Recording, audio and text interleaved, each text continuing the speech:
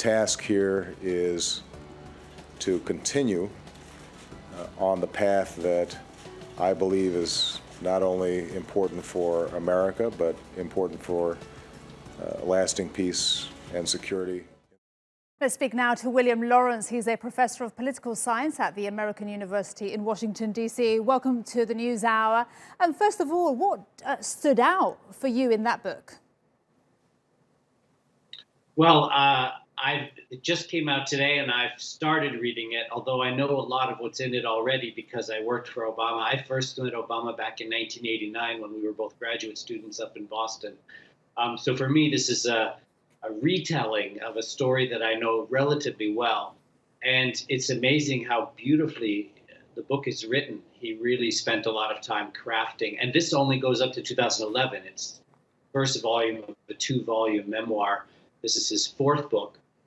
He wrote 2 books before about his earlier life and a children's book as well. But it's quite astounding how he experienced the presidency, how he mixed his personal life with the big political decisions he made, and he speaks frankly about his mistakes.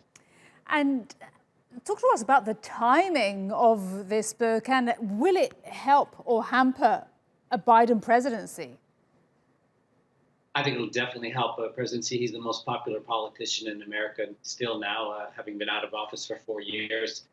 He was critical during the campaign, going to Georgia, notably, towards the end of the campaign. And it's even going to help probably in the runoff elections for control of the Senate. I think Obama is probably more reserved and cautious, just general in life, and recently than he needs to be as the kind of de facto leader of his party. He's still very popular, even with a lot of Republicans. But he's always been risk averse. He's always been quiet and humble. And so this is just the way he rolls. And it's not like him to always want to be in the spotlight.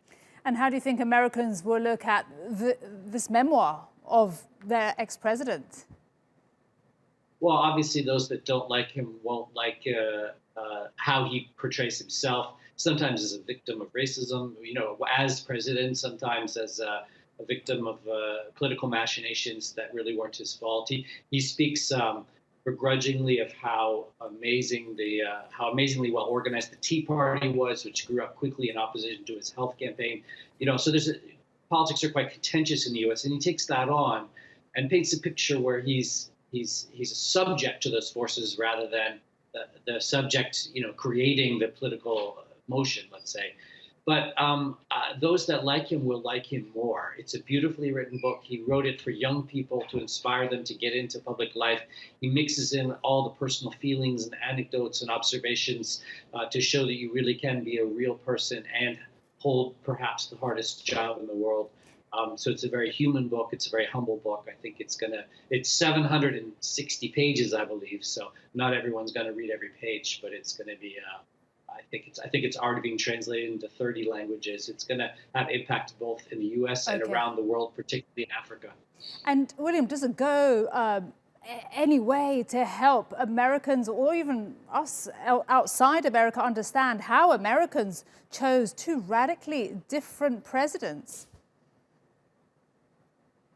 Yes, I think, insofar as you may not be aware of how America became polarized, he even speaks quite frankly in the book about, in many ways, the most racist Americans found a black president objectionable and somehow turning upside down.